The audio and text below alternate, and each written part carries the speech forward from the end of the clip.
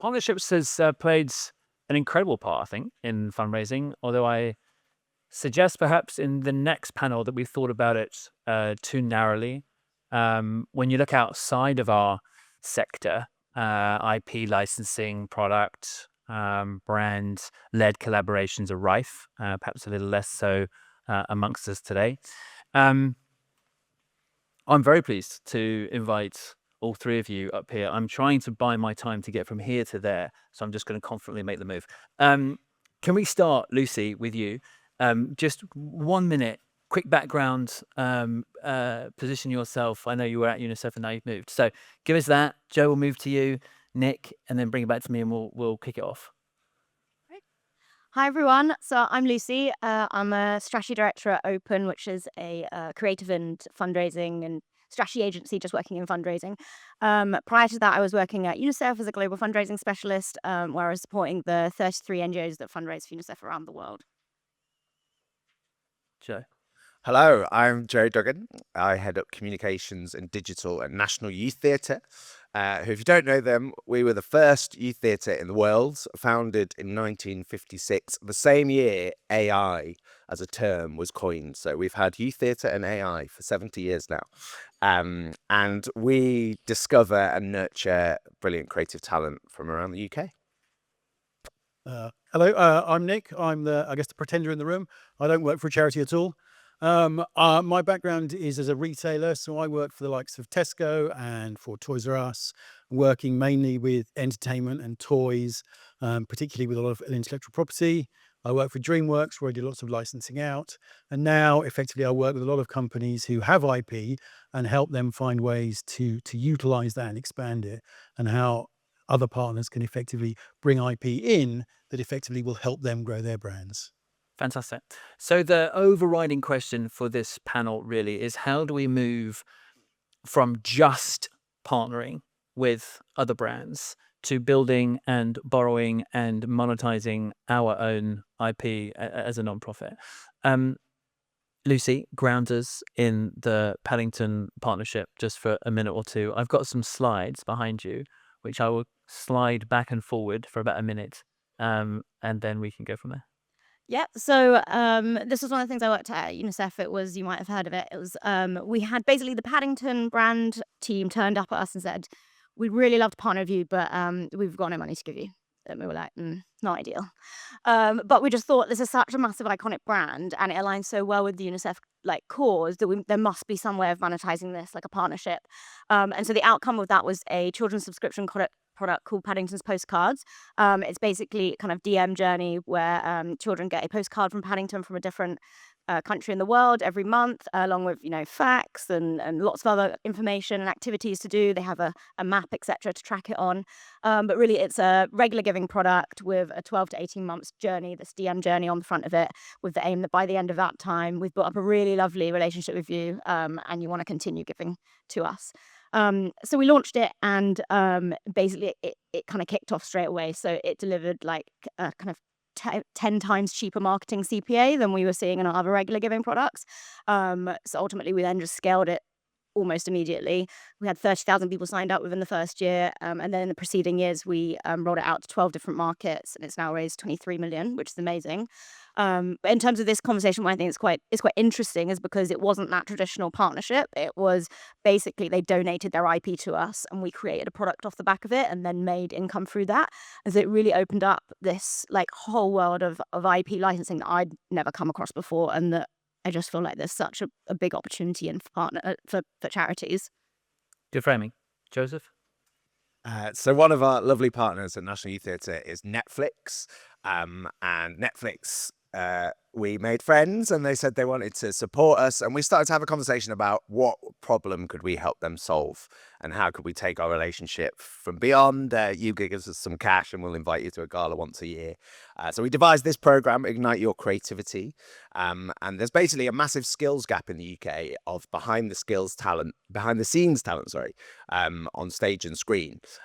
So working with Netflix, we are running programs around the country to inspire and upskill young people who can be prepared to do these roles. And we've designed that into a program which is now basically licensable. So Netflix got in touch with us recently and said, it's a year since we produced our hit show Toxic Town in Corby. We'd like to go back and do something with the community. Can we have another role of the program?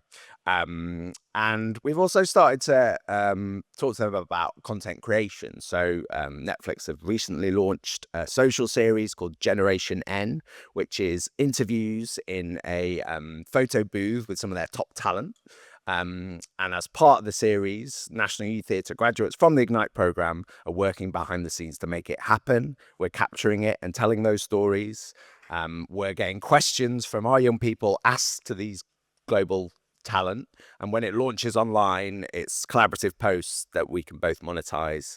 And the last one got 5 million views in 30 days. So we're also thinking about live events now, and next week we're announcing an event at a large theatre on the South Bank in London with over 2,500 seats to sell. But I think our friends at Netflix will help with that. And yeah, we're just really going, what else is possible? I think the next thing I want to nail is merchandise. You know, could one of these famous people in our Generation N series wear a National Youth Theatre hat? And if they do, how many of them would we sell to raise money to help us do more of this work?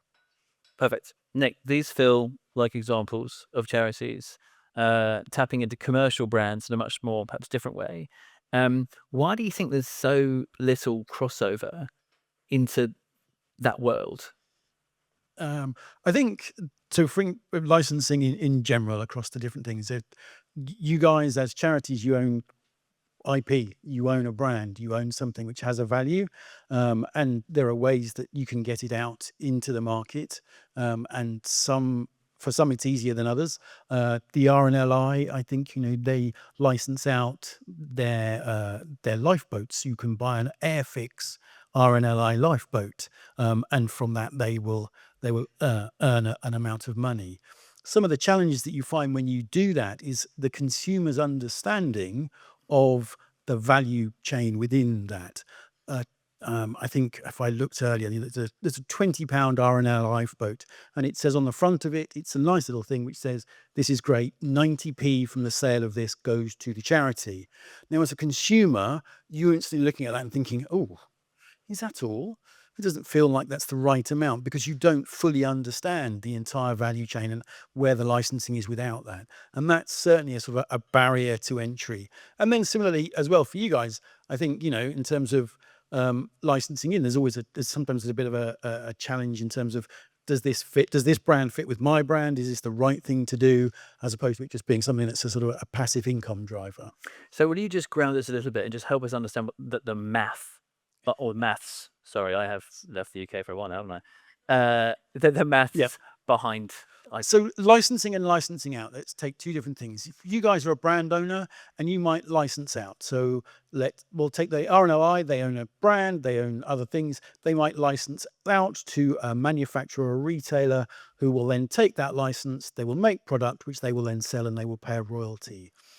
Traditionally, roughly within the entertainment sector or that kind of thing, you'll get roughly about a royalty will be about 12% of the cost price of something. So if it's a £5 cost price for a product that's going to sell for £10, you're going to earn about 60p. So you're going to earn quite a small amount. And the idea is that it moves from there. Licensing, so that's licensing out. Licensing in is effectively where you guys are brand owners and you're creating products in some instances. And Paddington is a good example of that, where you're creating something which you're then selling, although maybe you're not selling it, you're getting somebody to donate £10 a month for it.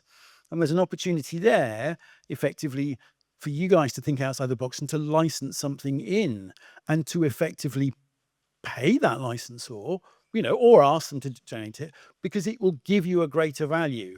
If you're creating a monthly subscription product that's £10 that you're trying to get everyone to buy into, if you made it Star Wars branded because it was particularly aimed at, boys of a certain age, you might need to pay some of that £10 to Star Wars, But what you would get back from them is obviously you'd get the brand value, you'd get a wealth of artwork and other bits of support for you to create an amazing product that would then hopefully have a greater resonance with the consumer that you're looking for.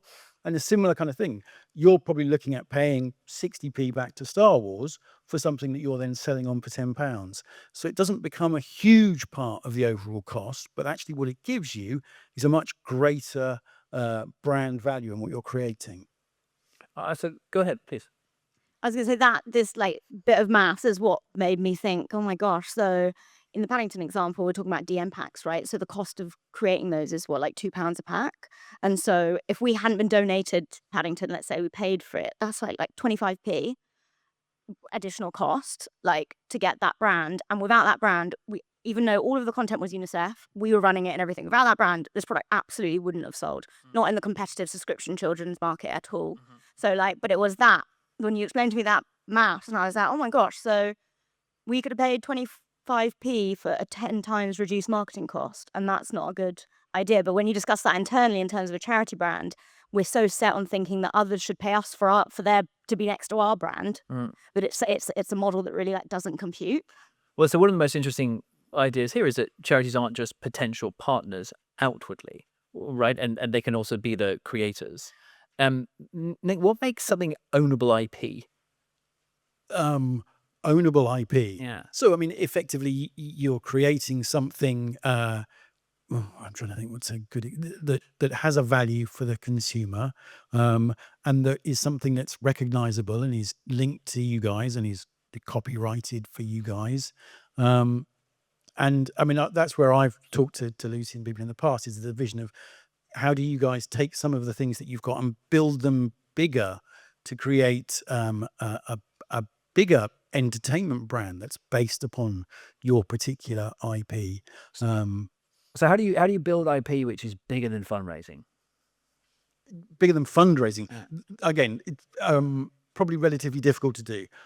Before I came here, I had a look and I thought, well, I'm in the global consumer products business, which is worth 350 billion.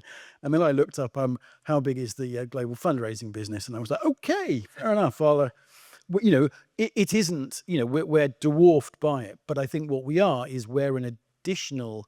There's an additional opportunity to effectively get raise money to potentially get to a regular giving perspective, but also everything that you create, if it's got your brand on it, that brand then sits within somebody's house and continues to give your brand relevance and to continue to trigger that sort of element within the house.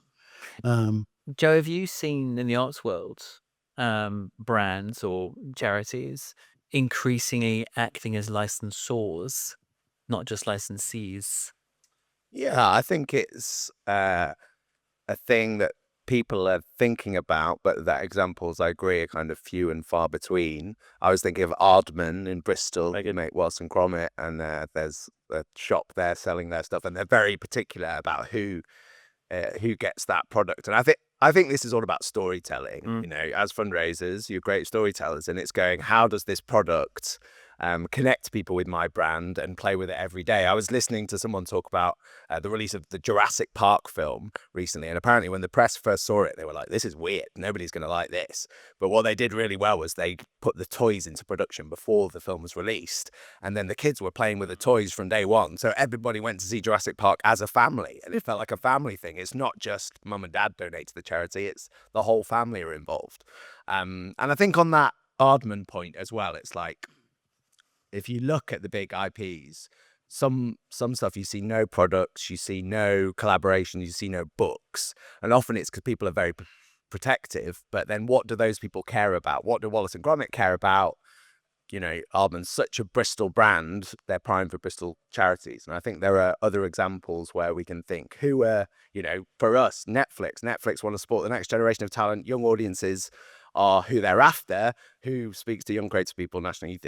I think it's, you can do some mapping of who are the brands we could partner with, who the IP owners who we could license in, and the other way around, like who might want to use our brilliant storytelling, and who needs our brand right now as a charity known for doing brilliant good in a certain field.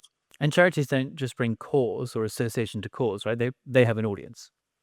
Oh yeah, massively. I mean, And that's the value. yeah, and that our collaboration with Netflix, these Instagram makes it so easy, right? These cross collaborative posts of you telling a story together very simply, which tells the brand partnership, brings new audiences to both of us, new donors, and content online we can monetize.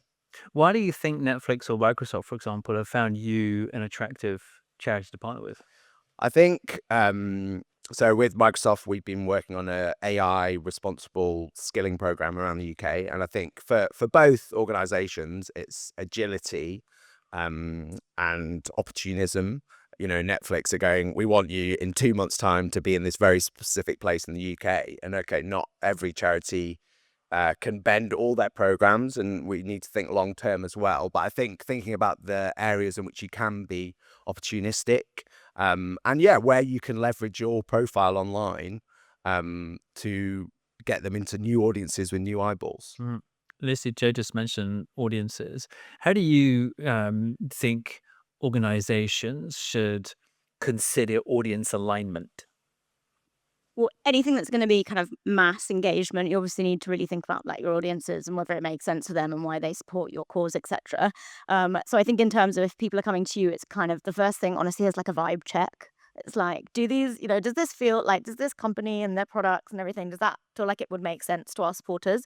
But in terms of like a more proactive kind of what you were saying about looking where you can strategically partner, something that Open does, which I think is so cool, is we basically use YouGov. So for people that don't know, it's like a database of like 300,000 people, and they do polls and surveys constantly around all sorts of different topics. And so what we'll do for clients is we'll build them a custom audience, which is like based on what they know about their audiences. But sometimes for the bigger charities, you can even check people that have said that they support them. And then you can compare that with the national statistics for with what brands that they align with, what other brands they're buying into. And so you can see where your audience kind of is higher engaging in certain brands, and pick those as brands that you might want to approach for strategic partnerships, which I think is just so cool. I'd not seen anything like that before. And it also gives you like such a good basis to actually go to those brands and say, we've picked you for this reason. Our audiences and your audiences align, and it makes sense for us to do something. Love it. Nick, where do you see the biggest audience-driven opportunities? Do you see it in teens, older people? I think it's definitely there in kind of the teens and the younger 20s. There's a huge element there, especially if you're talking about particularly characters. But at the same time, there's an enormous growth of consumer products from a licensing perspective in the older age groups, and you see that a little bit in some elements of the charity sector. The RHS is very good. They license out and they do lots of tools and other bits and pieces that they do where they do it. And also there's a big show once a year in London, which is the brand licensing show, which I would encourage you guys to go to and have a wander around to see all the brands that are there. And some of them are from the charity sector. The Natural History Museum is always there. They license out themselves, so they license out from that perspective. A lot of the museums are getting more into that because they have the value in the IP of all the things that they've got in their museums that they're then able to actually utilize it. And I think that's the thing, is looking at what you've got within your brand and within that overall kind of brand database that you've got that actually has value and resonance. It starts with the logo, but it also grows into some of the other things that you guys have got. As you were talking, I was thinking the wrong people to call at the Natural History Museum are likely the CSR team, correct? Yes. I suspect, though, that most organizations are saying we should call the CSR team. Yes. How do we change that? So I think there's an element of different ways to do it, and it's about getting into the right thing. And so some of the research that I done. So if you take the RNLI, for example, they have a licensing agent. So they obviously pay an agency who are in contact with the correct manufacturers and the correct retailers, and they do it that way as a way to get into the right departments of the right businesses that you're trying to talk to. Having come from a Tesco's perspective and had conversations in the past with people, Tesco's is an enormous business. Something like UNICEF is an enormous business, and two people can have an amazing idea at a lower level of what they want to do, and it never get off the ground because they can never actually figure out a way to get it through the system to be the right people talking to each other. You just say? Lucy?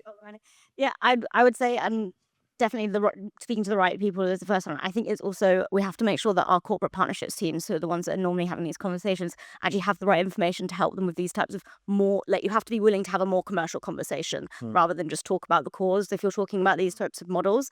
So that means equipping them with, like, obviously, your reach and how many followers you've got and stuff like that, obvious things.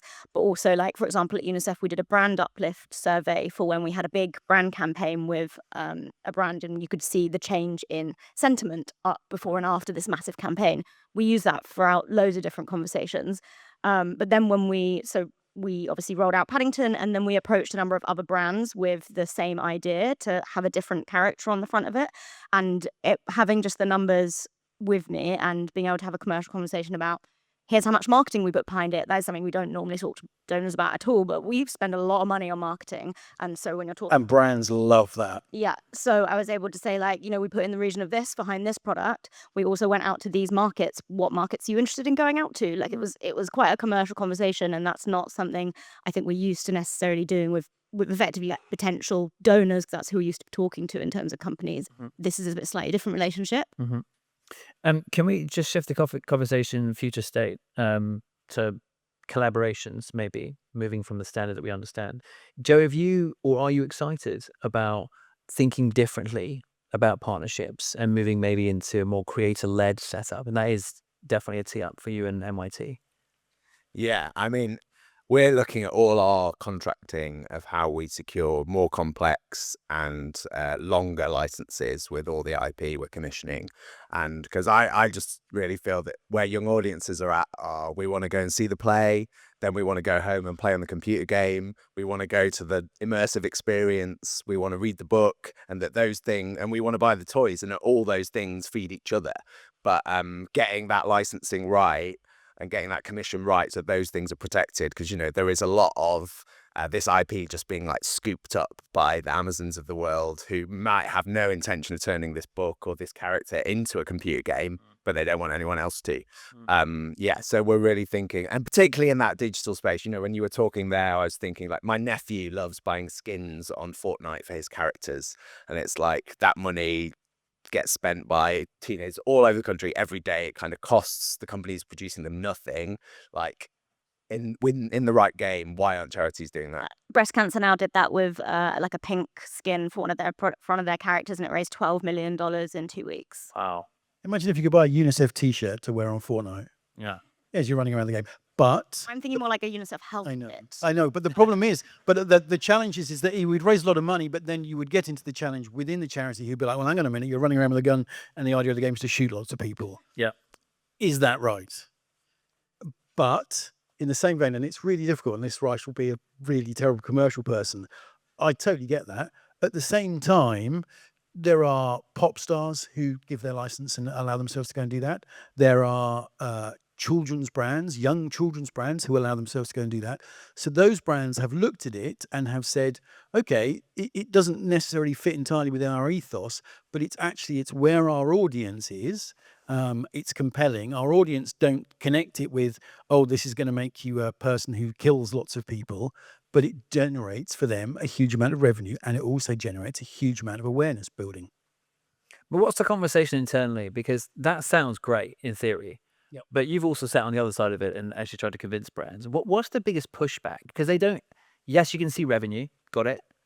But where do they find it really, really hard to say, okay, Nick, we'll follow you over there? What, from a brand from a charity who wanting to work with a charity? Yeah. I think a lot of what brands see is that they have a level of concern that they're going to end up mired in things that they're not allowed to do or they can't do. And then the other thing that we also found, certainly with bigger organizations, is a lot of bigger organizations already have a charity partner. And that charity partner might be at a corporate level. And so therefore, then to do something at a smaller departmental level becomes a challenge, because as you go through the business at your departmental level and then you raise it up and everyone's like, oh, no, you can't do that. We're we're an exclusive partner over here with this one at a corporate level. And so you get those kind of differences. Final question from me. Where do you see the biggest untapped commercial opportunity if you were sitting here as an organization today? Maybe that's a question for all three of you. For me, there's an overall level of collaborations between, you guys have huge brands and the licensing entertainment world has huge brands. If you take collaborations down to a very, very base level, if you look on Instagram or YouTube, all these young influencers, they all appear on each other's channels all the time because they know that if they collaborate together, they widen their awareness level and they get themselves out there. That's what they do. And effectively, there's a way of how do you then do that at a larger level, at a corporate level, where you guys go, well, flex a little bit and join in with these guys because that collaboration will just widen the awareness that's there.